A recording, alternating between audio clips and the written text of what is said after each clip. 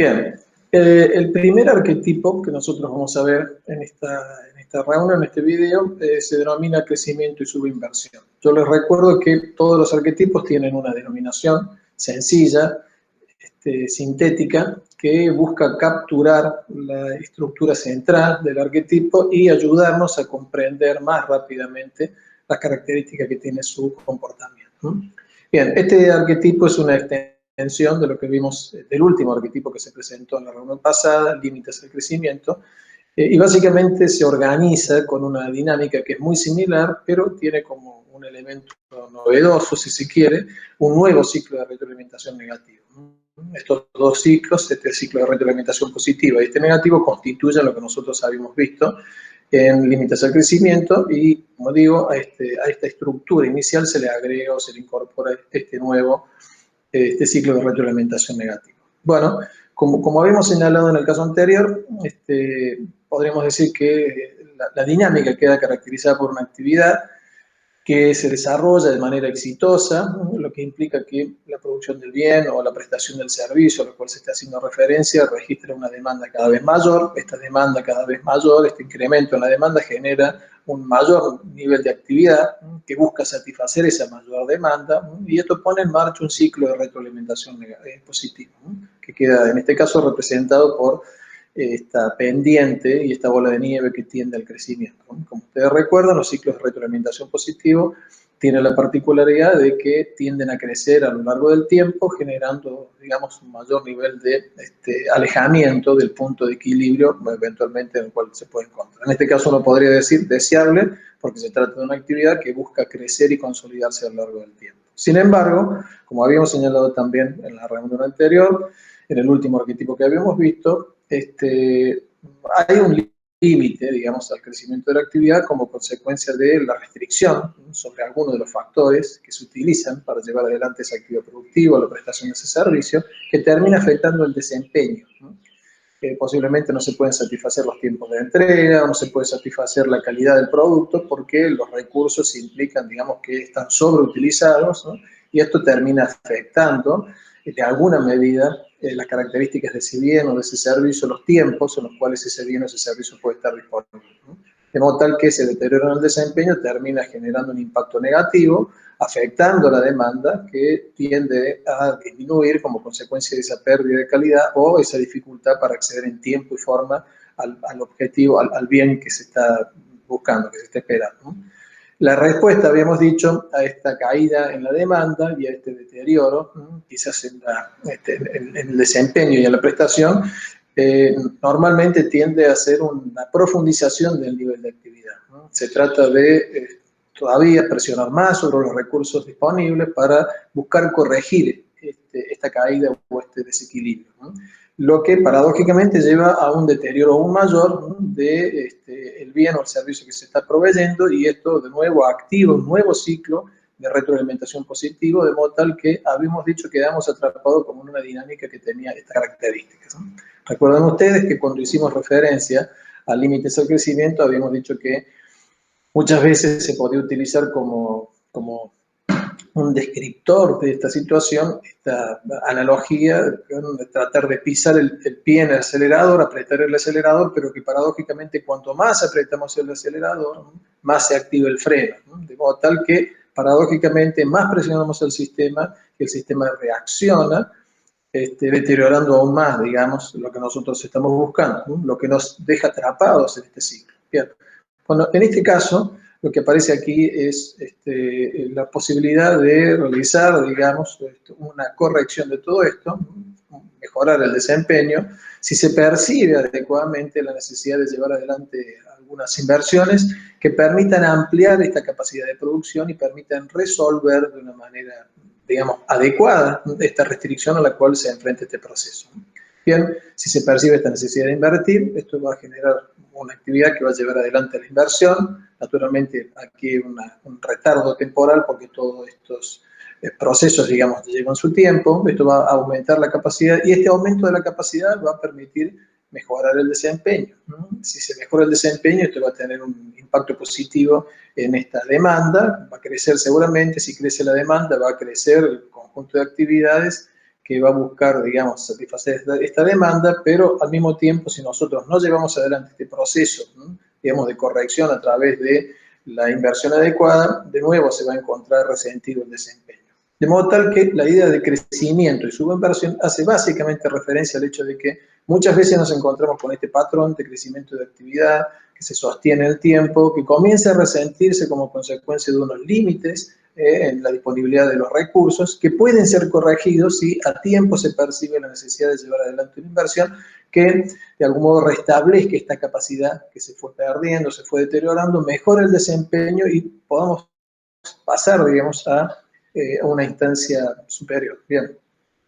A veces, como se señala aquí, frente a la dificultad o a la falta de percepción sobre la necesidad de mejorar los niveles de inversión existentes, se cae en una reducción de metas, ¿no? Entonces, lo que, digamos, termina ocurriendo es que este deterioro en el desempeño termina siendo aceptado como algo natural o algo conveniente, de modo tal que no se active este ciclo que restablece el equilibrio perdido en términos de la caída de las actividades y el desempeño.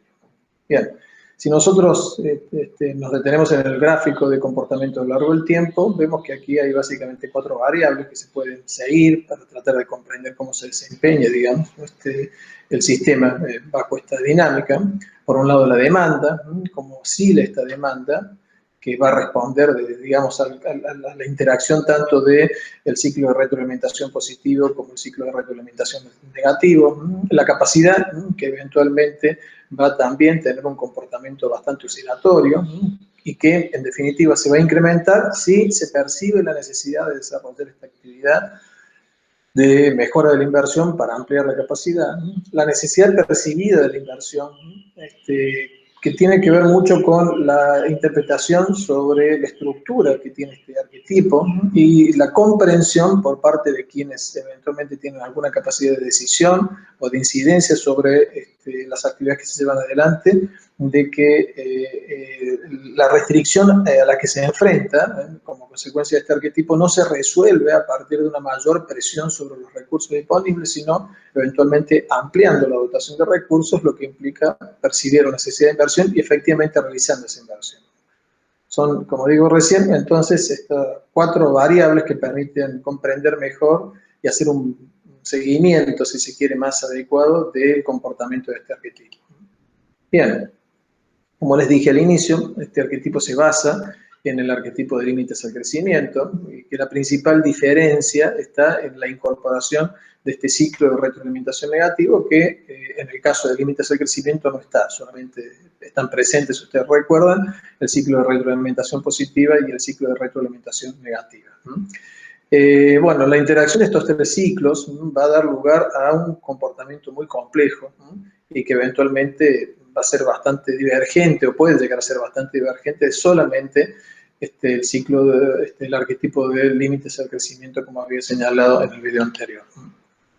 Bien, aquí el principio sistémico es sostener la visión de largo plazo y concentrarse en la evaluación de desempeño para satisfacer la demanda potencial que se está enfrentando. Es decir, que si nosotros tenemos una perspectiva de largo plazo que nos permita observar, digamos, esta restricción que o eventualmente todavía no se hizo presente, pero puede hacerse presente, ¿no? O se está haciendo presente y demanda acciones correctivas, nos va a permitir eso mantener el nivel de desempeño, ¿no? Y eventualmente satisfacer esa demanda potencial. Algunos ejemplos posibles. Cuando hay una economía en crecimiento, tanto de un país como de una región, hay naturalmente una mayor demanda de recursos e insumos, ¿no? Que son los que permiten sostener este proceso de crecimiento. Uno de estos insumos centrales es la energía, ¿no? En cualquiera de sus formas, o energía eléctrica o a través de la provisión de gas, ¿no? Cuando no se puede satisfacer adecuadamente la provisión de estos insumos, naturalmente el proceso de crecimiento se resiente. De modo tal que, en este caso, la posibilidad de mantener este proceso de crecimiento a lo largo del tiempo y de no decaer en el desempeño de la economía va a depender en gran medida de que se puedan superar estos cuellos de botella que van a estar fuertemente vinculados a la disponibilidad de energía, ¿no? De modo tal que la realización de inversiones a tiempo y en forma para la ampliación de la capacidad de provisión de energía eléctrica, por ejemplo, el desarrollo de centrales o el desarrollo de redes de provisión de energía, o la aplicación de mecanismos de explotación de gas y de la de provisión de gas, van a garantizar, por lo menos en este sentido, la posibilidad de que la economía siga creciendo, con todos los beneficios sociales, naturalmente, que eso luego va a tener. Si eso no se resuelve adecuadamente, si este cuello de botella no se lo percibe y no se desarrollan acciones de política que permitan satisfacerlos, naturalmente este proceso se va a detener. De algún modo es lo que ha ocurrido con el proceso de crecimiento económico a lo largo de los últimos años, que ha encontrado una restricción fuerte en este campo, todavía no adecuadamente resuelta. O el crecimiento en la demanda de servicios de salud y educación, que naturalmente también van a generar una mayor cantidad de insumos, ¿no? Para poder sostenerlo, no solamente satisfacer en cantidad, sino también en calidad, ¿no? Lo que muchas veces ocurre o ha ocurrido es que se amplían los servicios de salud, se amplían los servicios de educación, hay mayor cantidad de ciudadanos que acceden a unos y a otros, pero como esto no es acompañado adecuadamente con la inversión en recursos de distinto tipo, la calidad de servicios de salud y educación tiende a deteriorarse.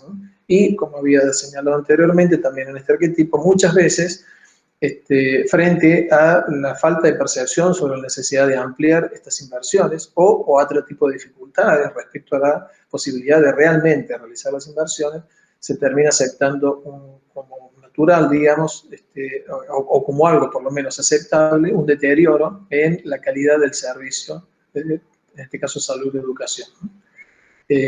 Bueno, estos son ejemplos, insisto, como ejemplos referenciales e indicativos que ustedes pueden tener en cuenta para luego tratar de ver en qué medida este o otro de los arquetipos se encuentra presente en los fenómenos que ustedes están analizando. Este otro arquetipo se denomina éxito para el exitoso, algunos lo denominan éxito para el exitoso, aquí éxito para quien tiene éxito. Y fíjense que se caracteriza porque hay dos ciclos de retroalimentación positivos. El punto está en que estos dos ciclos de retroalimentación positivos se encuentran vinculados de algún modo por este factor que implica la asignación de recursos.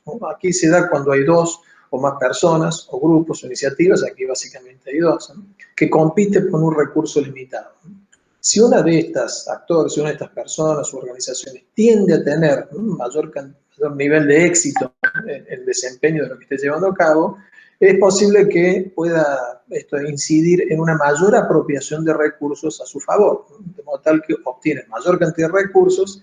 Esa mayor obtención de recursos posiblemente le permita desempeñarse mejor en lo que está llevando a cabo, lo que al mismo tiempo va a su turno permitir obtener mayor cantidad de recursos, poniendo en marcha y consolidando este ciclo de retroalimentación positiva. Claramente en este caso en beneficio, podríamos decir, de A. Pero esto tiene una contracara. Esta mayor asignación de recursos para A implica una menor asignación de recursos para B. Si B tiene menores recursos, el nivel de éxito para B, lo que esté llevando a cabo, va a ser bastante más difícil de materializar, o va a ser bastante menor, lo cual va a implicar que a menor nivel de éxito de B, también va a tener posibilidad de acceder a una menor dotación de recursos. Y esto también se va a consolidar en un ciclo de retroalimentación negativo, en tanto que en el primero, podríamos decir que cada transcurso del ciclo, cada recorrido de este ciclo implicaba una mejor posición para A, para B ocurre exactamente lo contrario, A medida que nosotros vamos transitando, vamos recorriendo este ciclo de retroalimentación positivo, una situación de B tiende a desmejorar. Y aquí vemos cómo, en tanto que uno mejora, el otro desmejora. Bien, por eso esto se denomina éxito para quien tiene éxito o éxito para el exitoso, en la medida en la cual a alguien o a algunos se les va mejor, esto tiende a poner en marcha este patrón en donde a lo largo del tiempo cada vez va a tender a irle mejor.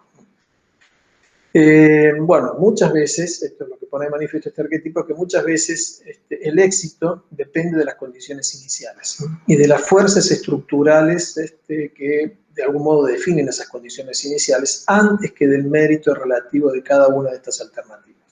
Aquí me parece que es importante detenerse a entender lo siguiente. Esto no significa que el mérito no sea relevante. El mérito básicamente da cuenta del esfuerzo personal e individual para el logro de un determinado objetivo. Una condición central para el progreso no solamente individual, sino también el progreso colectivo. Lo que sí señala aquí es que cuando el campo de juego está muy desnivelado a favor de unos y en desmedro de otros, esto naturalmente va a generar unas ventajas que tienen que ser corregidas, ¿no? Con el campo, naturalmente con el campo de juego nivelado, esto posiblemente permita, haga mucho más evidente la relevancia que tiene el mérito, es decir, el esfuerzo y el trabajo individual en el logro de los objetivos que uno se planteó y de algún modo podremos decir en el éxito logrado. Pero cuando el campo de juego está muy desnivelado, esto genera, quizás de manera involuntaria para muchos, un patrón en donde a unos tiende a irles mejor y a otros tiende a irles peor, no tanto por el esfuerzo individual, sino por ese desnivel inicial, que tiene que ver con estas condiciones iniciales y estas fuerzas estructurales que muchas veces tienden a estar presentes. Otra manera en donde uno puede comprender o concebir este arquetipo es lo que se denomina profecía autocumplida, ¿no? Posiblemente ustedes hayan escuchado esta expresión, ¿no? Una profecía autocumplida hace referencia a algo que uno cree que va a ocurrir, ¿no?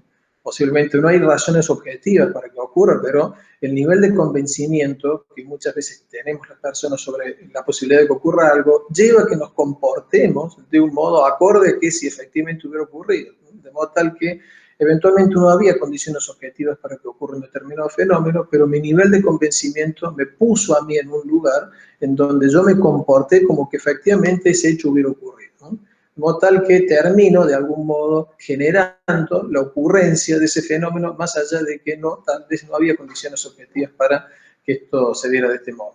Bien, a esto se denomina profecía autocumplida. Uno podría decir que de algún modo el comportamiento de A y de B puede estar influido por esta lógica de profecía autocumplida. Si B se convence de que no va a tener éxito, sencillamente porque no tiene acceso a cierto tipo de recursos, posiblemente tenga un comportamiento en donde efectivamente tenga un menor éxito, ¿no?, en lo que está llevando a cabo, ¿no? Y esto efectivamente lleva a que se autoexcluya de la posibilidad de obtener mayor cantidad de recursos, ¿no? De modo tal que puede llegar a quedar atrapado involuntariamente, ¿no?, quizás no solo por razones objetivas, o tal vez no tanto por razones objetivas, sino por una percepción individual, ¿no?, personal de, digamos, la situación en la que se encuentra. Y lo mismo ocurre con A, ¿no? A no llega a percibir, digamos, la situación de B, pero convencido de que puede tener un mejor desempeño, independientemente de los recursos a los cuales tenga acceso, lleva adelante esfuerzos, lleva adelante acciones que, paradójicamente, a pesar de los pocos recursos con los que cuentan, le permite obtener un nivel de éxito mucho más importante. Y eso, a lo largo del tiempo, en el largo plazo, va consolidando una situación en donde paulatinamente se encuentra cada vez mejor, ¿no? Digamos que esta es otra interpretación posible de este arquetipo de éxito para el exitoso. Bueno, como se señala aquí, son dos ciclos de retroalimentación positivos, ¿no?, que básicamente se encuentran unidos por una variable común, ¿no?, que es esta que está señalada aquí, ¿no? Muchas veces los contextos políticos y sociales, tales como el nepotismo, ventajas asociadas al prestigio y las preferencias personales, son las que terminan accionando esto, ¿no? Posiblemente ustedes no conocen el término nepotismo, pero básicamente hace referencia al uso del poder por parte de quien lo detenta en beneficio de familiares y amigos que eventualmente ocupan lugares relevantes, digamos, en los ámbitos de gestión de la cosa pública o en los ámbitos de gestión del poder, no por las condiciones y las características personales, no por sus conocimientos o sus habilidades, sino sencillamente porque pertenecen a un determinado grupo social o a un determinado grupo familiar, ¿no? Todas las sociedades, en mayor o menor medida, han experimentado procesos de nepotismo, y muchas veces es bastante difícil desmontarlo, ¿no? Pero uno podría decir que esta estructura de carácter, digamos, tan arbitraria de la administración de los recursos o el otorgamiento de ventajas que posiblemente están más asociadas a cuestiones culturales, como el prestigio que uno puede tener en un determinado entorno social, activan y refuerzan esta estructura de este tipo de arquetipos. Bueno, la clave para representar este arquetipo está en identificar la variable que está vinculada con la asignación de los recursos. Y para que se pueda poner en marcha este arquetipo va a ser muy importante que se asigne, digamos, un recurso que implica una transferencia de uno a otro, ¿no? ¿no? En este caso podemos decir que hay una transferencia de recursos de B hacia A, ¿no? Si no existiera esa posibilidad, posiblemente este arquetipo finalmente no se pondría en marcha, ¿no? Y esto ponga en marcha claramente un proceso de ganador-perdedor, ¿no? Ganador para el caso de A y perdedor para el caso de B. Bien, hay algunas condiciones que en principio deberían darse para que este arquetipo tenga lugar. Por un lado, que se promuevan lo que se denominan juegos de suma cero, ¿no? O de lógica de juego de suma cero. Un juego de suma cero, como habíamos dicho anteriormente, es aquel en donde alguien gana y lo que ese alguien gana equivale a lo que otro pierde, ¿no? De manera casi directa, podríamos decir, ¿no?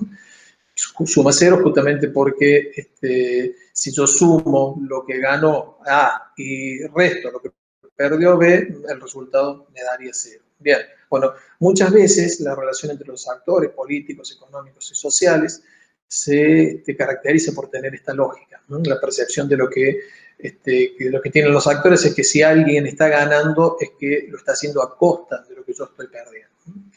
Bueno, obtener más recursos implica para uno de ellos, en este caso de A, ser más exitoso.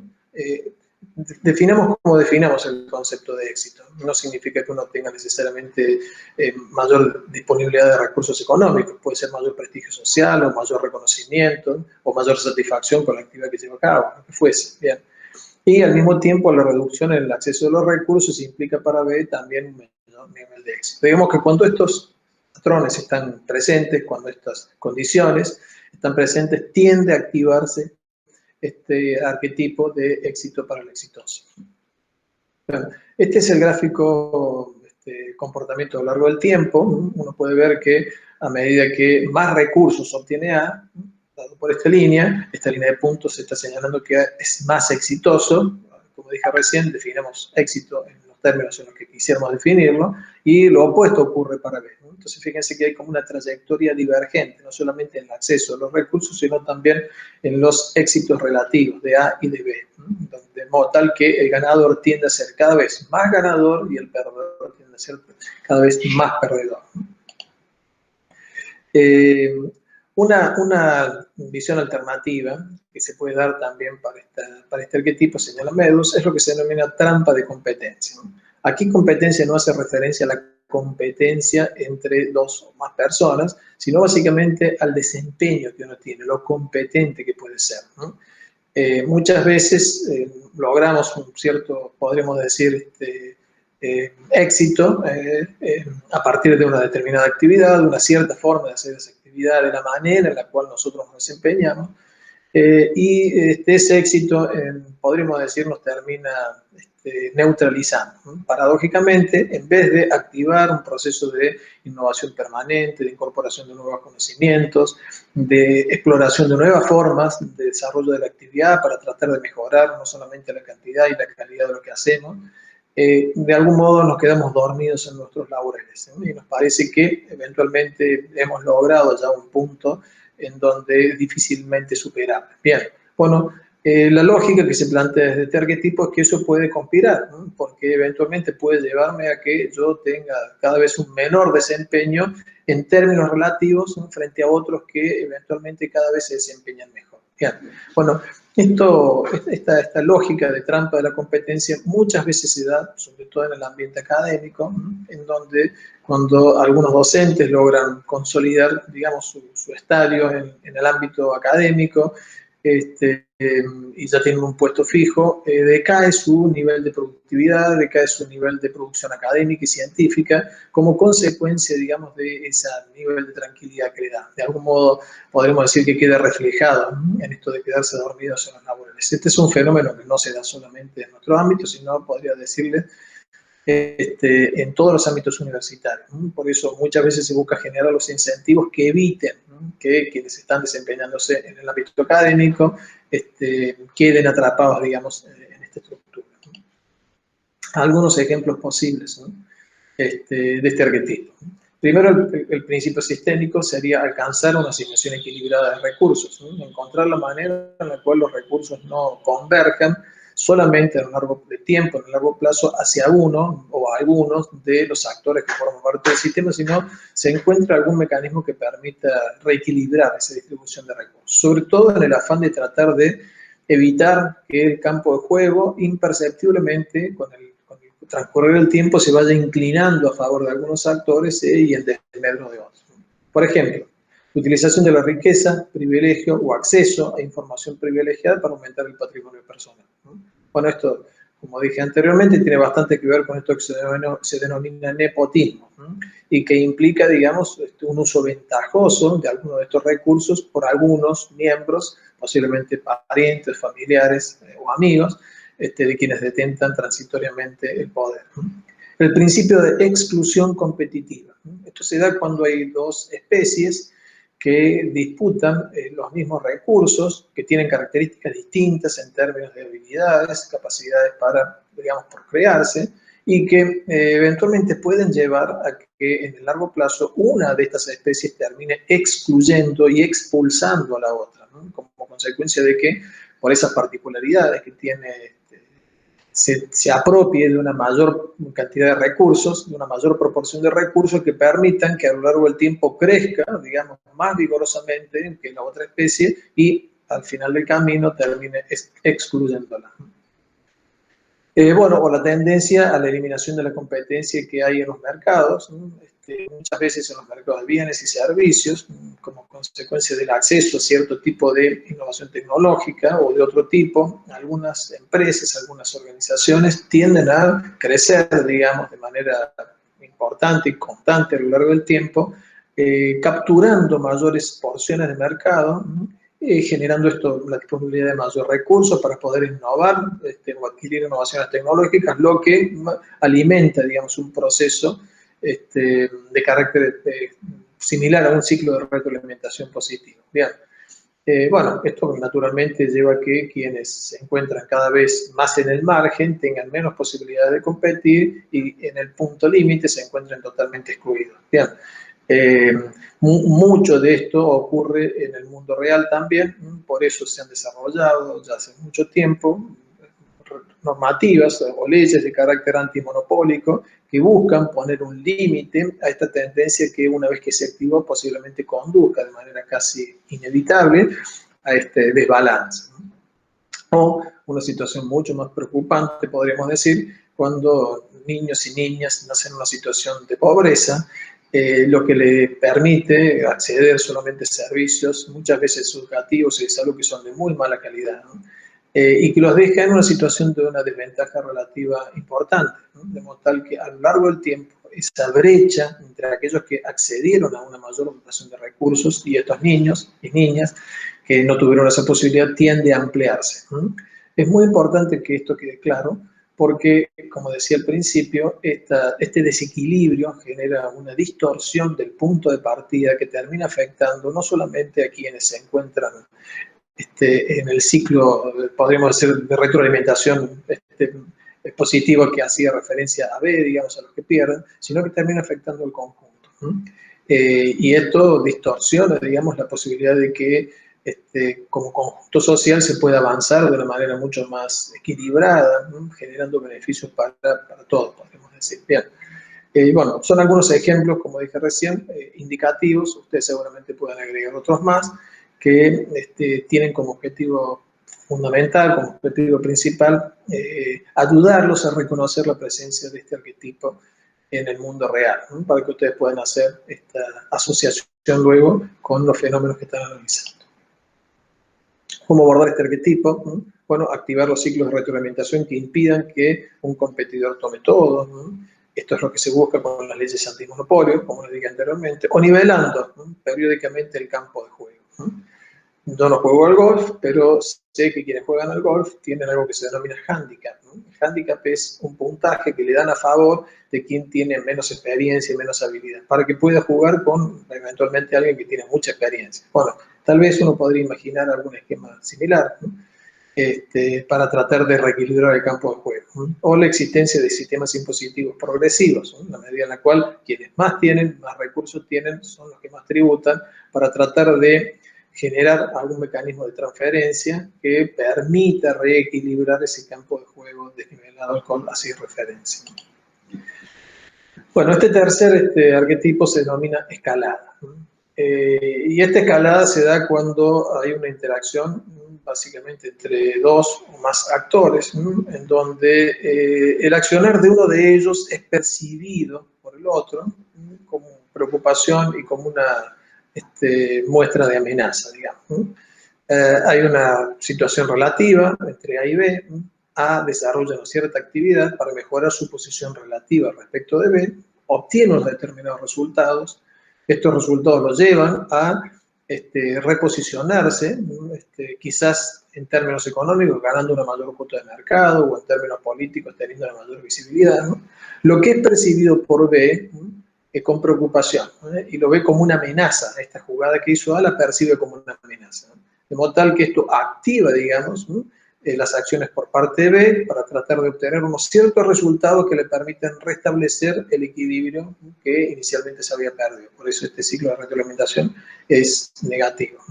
Bueno, percibido por A como una pérdida de la posición relativa que tenía respecto de B, va a ocurrir exactamente lo mismo. Va a desarrollar un conjunto de actividades que van a generar unos resultados que van a buscar restablecer ese equilibrio que eventualmente había, o ese beneficio que eventualmente había obtenido inicialmente, ¿no? Y esto va a activar nuevamente el accionar de B, dando lugar a este comportamiento que sigue un patrón con una forma de 8, ¿no? Fíjense, uno va transitando de un ciclo de retroalimentación negativo al otro ciclo de retroalimentación negativo y así sucesivamente. Bien.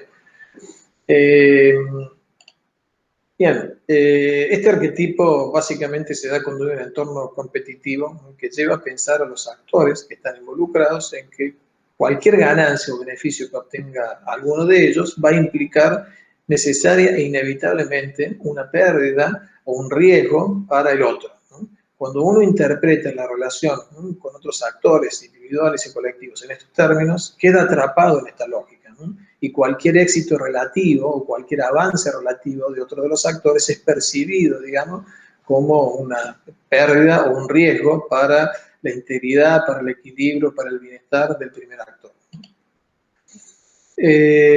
Como ustedes ven, acá hay dos ciclos de retroalimentación negativo, que yo les dije que, como señalé recién, tiene un comportamiento, una dinámica de comportamiento en 8, pero paradójicamente estos dos ciclos de retroalimentación negativo en conjunto se comportan como que fuesen un único ciclo de retroalimentación positivo, ¿no? Y es lo que está señalado aquí abajo, ¿no? Es como que nosotros diéramos vuelta, ¿no?, dejáramos este ciclo de retroalimentación negativo fijo y este otro lo rotáramos, lo giráramos, ¿no? Y esa transformación nos diera lugar a este ciclo de retroalimentación positiva, ¿no? Aquí, por ejemplo, A se siente amenazado, lo cual lo lleva a desarrollar un conjunto de actividades, ¿no? Más amenaza, más actividades. Fíjense la S, aquí está todo señalado con S, que significa same, recuerda que era la alternativa al signo positivo. Más amenazas o más percepción de amenaza, desarrolla una actividad más intensa. Esta mayor intensidad de actividad le permite obtener mayores resultados. Estos mayores resultados le permiten mejorar la posición relativa de A respecto de B.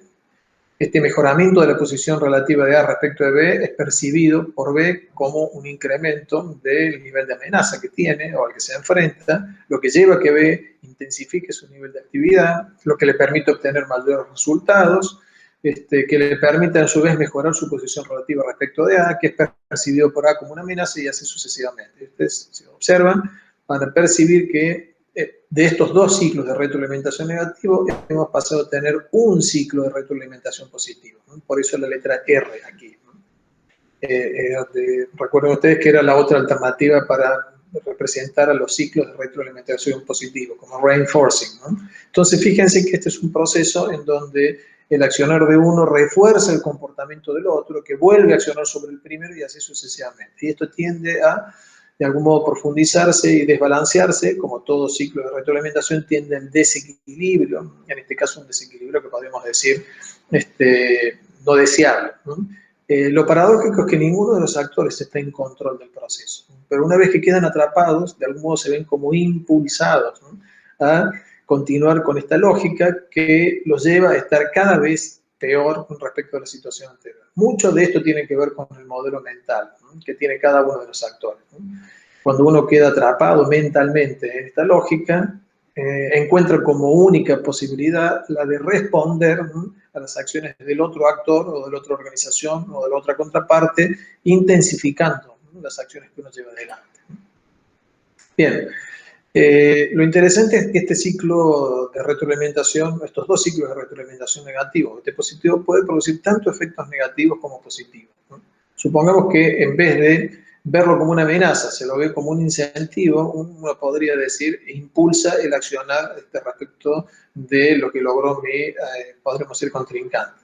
Esto de algún modo es lo que ocurre, lo que ha ocurrido, para dar un ejemplo bastante sencillo, entre Federer y Nadal, ¿no? Como ustedes saben, acaba de ganar, digamos, el campeonato de Roland Garros, Nadal, y Federer tuvo un mensaje que me parece que fue sumamente interesante, en donde él hace referencia no solamente a las calidades o las cualidades humanas y deportivas que tiene Nadal, sino señala que el buen desempeño de Nadal lo impulsó a él a esforzarse para tener un mejor desempeño como tenista, y que estima que es lo mismo le ocurrió a Nadal, ¿no? Entonces podemos poner ese ejemplo del mundo real entre Federer y Nadal como una manifestación de cómo esto se puede transformar en algo deseable, ¿no? De algún modo cada uno intentó dar lo mejor de lo que podía dar, mejorando su desempeño, ¿no? Impulsado o incentivado por los logros, ¿no? De eventualmente su rival, ¿no? Bueno, esto podríamos ponerlo, este es un ejemplo bastante trivial, pero lo mismo ocurre, por ejemplo, cuando se llevan adelante reuniones caracterizadas por tormenta de ideas, por la dinámica de tormenta de ideas, ¿no? En donde lo que dice alguno de los actores incentiva a otro actor a tratar de tener una participación quizás más activa, más reflexiva, dando lugar, discúlpenme, dando lugar a un ciclo de retroalimentación positiva, ¿no? Bien, solamente referencias que, insisto, ustedes pueden completar y mejorar, ¿no? Bueno, este es el gráfico, el comportamiento a lo largo del tiempo. Fíjense cómo las intensidades de las actividades de A y B van increyendo, pero van desfasadas porque cada una responde a la actividad que desarrolla el otro. Sea esto positivo, como decía recién en el caso de los dos tenistas, o negativo, cuando hay un conflicto, ¿no?, que está en marcha. Fíjense que aquí hay un sentido de bienestar, ¿no? Este sentido de bienestar tiende a aumentar con la idea de que está bien lo que estoy haciendo. A la mayor amenaza de A, yo le tengo que responder con una actividad más intensa de mi parte, y cada vez que ocurre esto, yo de algún modo me siento justificado en lo que estoy haciendo, porque si no lo hiciera quedaría en una situación, digamos, de mucha desventaja, de modo tal que este sentimiento, esta sensación de que estoy actuando como debo actuar, tiende a crecer a lo largo del tiempo. Sin embargo, cuando todo esto toma un cariz negativo, como el primer ejemplo que di, la calidad en las relaciones tiende a deteriorarse, y podríamos decir la virulencia de los argumentos tiende a incrementarse. Si nosotros lo ponemos en términos positivos, como vimos en el caso de Nadal y de Federer, podríamos hacer una lectura exactamente opuesta. Esto es bien interesante porque este arquetipo presenta esta doble particularidad. Bueno, algunos ejemplos.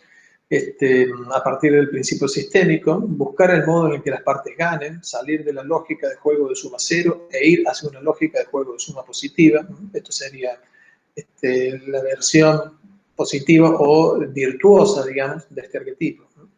Ejemplos, la guerra de precios, que muchas veces se dan entre empresas o en compañías, ¿no?, en donde básicamente lo que se busca es ganar una cuota de mercado bajando los precios, lo que claramente tiene como beneficio o principal beneficiario a los consumidores, que pueden acceder a una mayor cantidad de esos bienes a un costo menor, ¿no?, pero que en algún punto puede poner en riesgo, digamos, el desempeño de las empresas, porque tal vez ese afán por tratar de desplazar al otro del mercado, ¿no?, tratando de responder con una acción de este tipo, puede terminar afectando a ambos, ¿no? O la carrera armamentista, ¿no?, algo que siempre está presente, a veces con mayor intensidad, otras veces con menor intensidad, en donde un país percibe, digamos, que el equipamiento militar de un país vecino u otro con el cual tiene alguna disputa política o económica constituye una amenaza, ¿no?, lo que obliga a que este primer país realice inversiones para tratar de equilibrar esta situación de ventaja relativa que tiene el primer país, el segundo país respecto al primero, y así sucesivamente. O muchas veces, es que lo que ocurre también lamentablemente en el mundo real, un incidente menor entre dos individuos que tiende a escalar. un roce con un vehículo mal estacionado, una mala maniobra que por ahí uno puede realizar, digamos, por distintas razones, puede activar por parte del que se siente afectado, el conductor que se siente afectado, una reacción que es interpretada por el primero como una amenaza, frente a lo cual responde, digamos, con un accionar que quizás sea mucho más intenso, y que, bueno, como dijimos anteriormente, ponga en marcha este proceso, estos dos ciclos de retroalimentación negativos que en esta dinámica de 8, ¿no?, se tiende a transformar en un ciclo de retroalimentación positiva. O equivalente sería la guerra entre mafias, ¿no?, cuando hay ajuste de cuentas, ¿no? Algo que uno puede ver quizás lamentablemente en los diarios, ¿no?, o en alguna de las películas que hacen referencia a la manera en la cual se comportan este tipo de organizaciones. Bien. Bien, este es el último arquetipo que vamos a ver, que se denomina tragedia del terreno común o tragedia de los comunes, ¿no? La particularidad que tiene este arquetipo es que es como una extensión, digamos, a un nivel multiactoral de un patrón de comportamiento en donde hay varios actores, eventualmente. Límites al crecimiento podría ser uno de los casos, pero en este caso sería un límites al crecimiento de carácter multiactoral. Bien. Aquí tenemos, vamos a hacer el ejemplo con dos actores, pero podrían ser muchos más. Cada uno de ellos lleva adelante una actividad. Esta actividad reporta ganancias. Esa ganancia lleva a que esas actividades se profundicen aún más para obtener mayor nivel de ganancias. Esto es lo que termina realizando A, por eso entra en un ciclo de retroalimentación positivo. Y lo mismo ocurre con B. Es el mismo tipo de actividad, pero no se encuentran, digamos, articulados entre sí. Cada uno actúa en beneficio propio, buscando ampliar la ganancia que obtiene a partir de las actividades que lleva a cabo. Pero los dos comparten un conjunto de recursos que son comunes. El punto está en que cuando estas actividades se conjugan, no tenemos en cuenta no solamente la actividad de A o la actividad de B, sino ambas simultáneamente. Tenemos un conjunto de actividades que eventualmente pueden llegar a encontrarse con un límite en la capacidad de crecimiento como consecuencia de la escasez de algunos de los recursos que se están utilizando. Esto naturalmente puede llevar un tiempo, por eso hay un retardo temporal. Cuando estas actividades conjuntas alcanzan, ¿no?, el límite de los recursos disponibles, esto naturalmente va a incidir de manera negativa en las ganancias de A y en las ganancias de B, ¿no? Cuando se hace evidente este recurso, las ganancias de A van a tender a disminuir, lo mismo que va a ocurrir con las ganancias de B, ¿no? Y posiblemente, al estilo de límites al crecimiento, la respuesta que cada uno de estos dos actores lleva a cabo sea una intensificación de las actividades que venía desarrollando para tratar de compensar esta caída relativa en las ganancias que cada uno de ellos percibe. Pero lamentablemente esto vuelve a activar de nuevo este límite de este recurso que genera de nuevo una reducción en la ganancia relativa de cada uno de ellos. Por eso, frente a este ciclo de retroalimentación positivo, se superpone este ciclo de retroalimentación negativo, que termina de algún modo neutralizando y deteriorando la situación relativa para cada uno de ellos. Todo esto ocurre a partir de un cierto punto. Tal vez inicialmente, cuando estas actividades sumadas, digamos, se encuentran por debajo de lo que sería este límite de los recursos disponibles, todo esto no se perciba, no se haga evidente. Pero una vez que se cruza un cierto punto, ese denominado punto crítico, aquí podría haber un cambio de fase en el comportamiento del sistema, tratando de utilizar algunos de los conceptos que habíamos visto inicialmente. Bueno, se pone en marcha este arquetipo deteriorando las ventajas relativas que tienen A y B. Bueno, como dije, es una variación del arquetipo de límites al crecimiento, en este caso multiactoral, y lo que aquí se plantea básicamente es la conveniencia o la necesidad de que este recurso común sea administrado de alguna forma para evitar una sobreexplotación a partir del incentivo que tiene cada uno de estos actores individualmente a profundizar las actividades, que naturalmente es un mayor uso de los recursos existentes para tratar de garantizar el nivel de ganancias que obtienen. Lamentablemente todo esto es bastante difícil, ¿no? Porque los actores no tienen una perspectiva de conjunto, ¿no? Y muchas veces la lógica individual no permite observar, digamos, no permite percibir, ¿no?, el deterioro de conjunto y la manera en la cual ese deterioro colectivo termina arrastrando, ¿no?, el desempeño de cada uno de estos actores, ¿no? Podríamos decir que aquí hay tres fases en este proceso, ¿no? Si tenemos en cuenta tanto la actividad total como el recurso común utilizado y las ganancias de cada una de las actividades, nosotros podemos identificar estas tres fases. Una primera fase denominada de estabilidad, ¿no?, como consecuencia de que la actividad total, es decir, de A y de B, es todavía relativamente incipiente, ¿no? Hay una disponibilidad muy amplia de los recursos, de modo tal que este conjunto de actividades todavía se encuentra lejos de posiblemente el límite que van a plantear estos recursos, de modo tal que hay una ganancia que cada uno puede tener que puede ser sostenida en el tiempo. Eventualmente aquí podría haber también un pequeño crecimiento. Sin embargo, una vez que estas actividades crecen a un punto que se aproxima o supera esta capacidad que tienen los recursos, entra en una fase, segunda fase, que es una fase de declinación, ¿no? Las actividades siguen creciendo como consecuencia de estas ganancias que tienden a reducirse y que impulsan una duplicación, digamos, o una intensificación de esas actividades que llevan a que los recursos se encuentren disponibles cada vez en menor proporción, ¿no?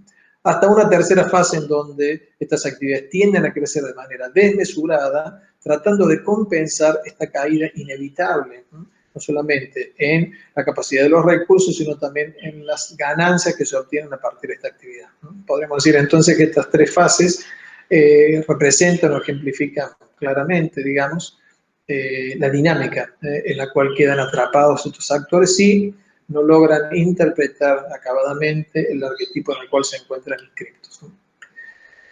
La diferencia que hay entre tragedia de los comunes y el límite del crecimiento es que en el límite del crecimiento, y podríamos decir crecimiento y subinversión, nosotros podemos corregir esto a través de acciones que permitan ampliar, ¿no?, la dotación de los insumos o la disponibilidad de los insumos, ¿no?, de modo tal que podemos pasar a un estadio de producción o de desempeño superior, sencillamente si percibimos la presencia de ese factor limitante y desarrollamos acciones que nos permitan corregirlo.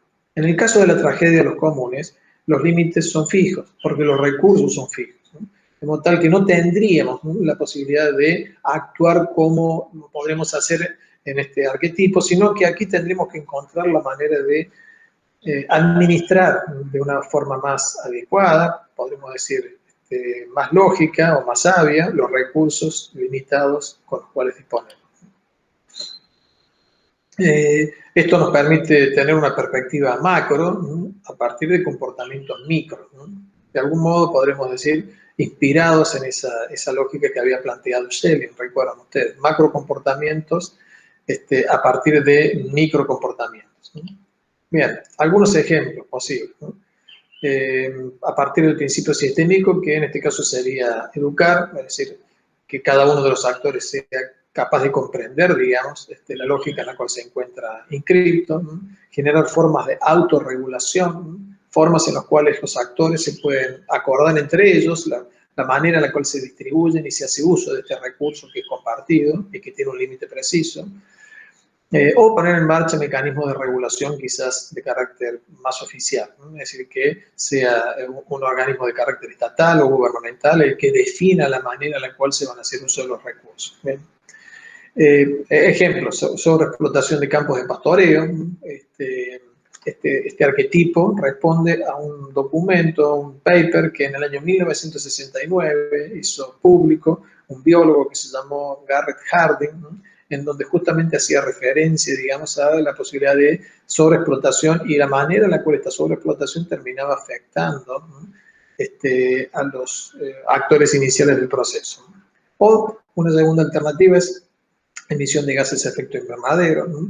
De algún modo el recurso común sería la atmósfera, cada uno de nosotros actúa como buscando un beneficio individual, tanto en términos, podríamos decir, de comportamiento individual como de comportamiento colectivo, ¿no?